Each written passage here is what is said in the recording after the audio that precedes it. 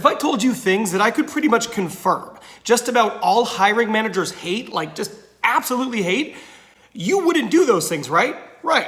Of course not. Well, in today's video, I'm going to give you things that I've noticed over my 12 years experience in recruiting and hiring that hiring managers just absolutely hate.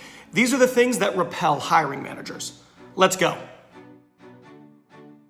Hi everybody, I'm Ben White with Ben Talks Talent. I've got 12 years experience in hiring, interviewing, and recruiting, and I am passionate about using my experience to help you become the best candidate possible, maximize your career, and land your next job. And in today's video, I am going to be giving you 6 things, thought it was 5, but I added a bonus, 6 things that all hiring managers hate. These are things that repel hiring managers, and it's actually part 1 in a 3-part series. Next week, I'm gonna do HR professionals, and the week after, I'm gonna do things that repel recruiters. But today, we are talking about hiring managers. But before we get into the video, do me a favor. If you are new here or if you haven't, take 3 seconds, subscribe to my YouTube channel, and hit that notification bell. That way you never miss one of my videos that are all free and designed to help you.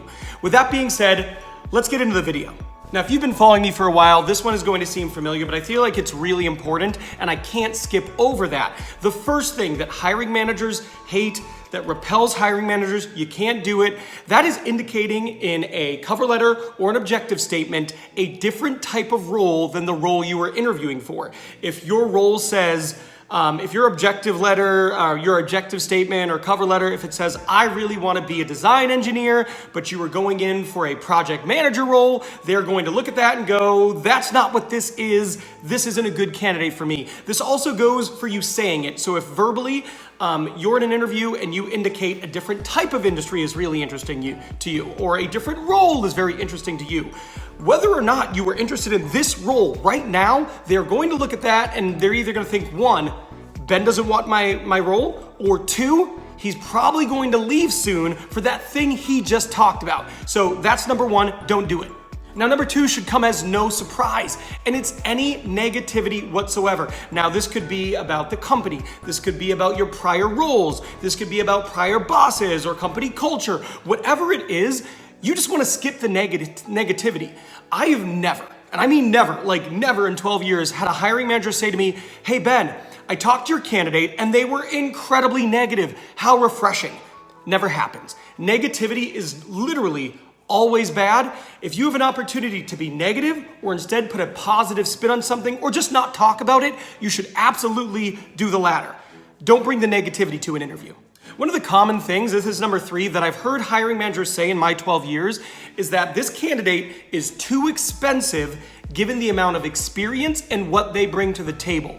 Now, this is one of those things where I'm conflicted about including it because I feel like it is your career. You get to decide what you're worth and what you're willing to make a move for. I am on board with that. However, hiring managers frequently say this to me. They say, Ben, this person seems really expensive for what they're bringing to the table. So if you are really interested in a job and you like, I gotta land this one, what I would make sure you do is do appropriate market research or position yourself that you're flexible and that you're open to a salary that is commensurate with the experience you bring to the table.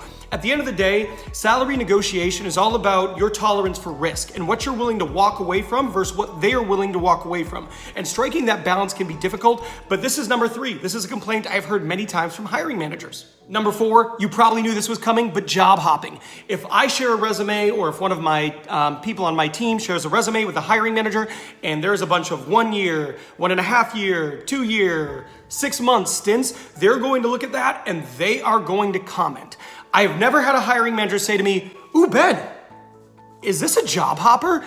Get him in for an interview.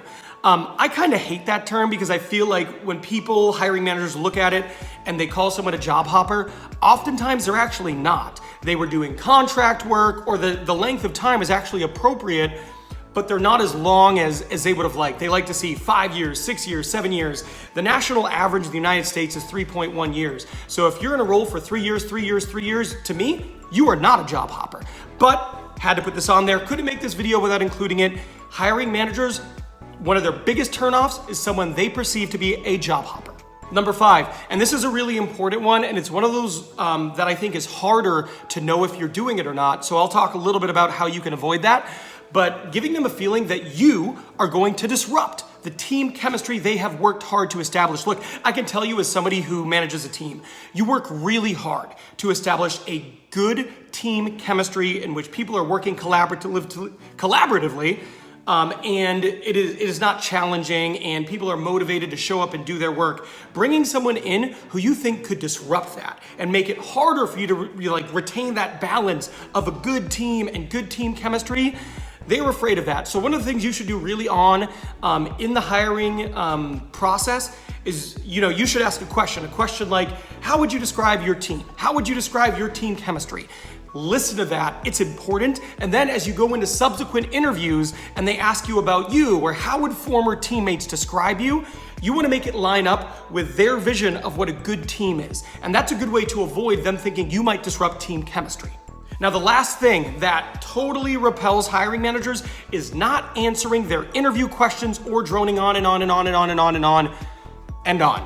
If a hiring manager asks you a question and it's one you can answer quickly, succinctly, and with an appropriate amount of details, but you go on and you go on for 5 or 6 minutes, that is going to annoy them. And if you see them trying to get in and and trying to get in there, but you just keep talking and talking and talking, odds are they're probably thinking, why did this candidate take so long to give me a pretty simple answer? So you need to be cognizant of that. The other thing is they ask you a question and then instead of answering it, you talk about something else.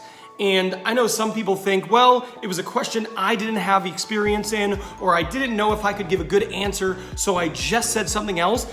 But I'm telling you, when I talk to hiring managers and they are passing on a candidate, one of the most frequent pieces of feedback I get is, Ben, I asked them a bunch of questions and I just felt like they never really answered my questions.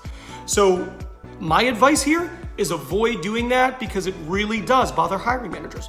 There you go. That is the video. Those are 6 things that repel hiring managers. Good luck in your next interview. You got this.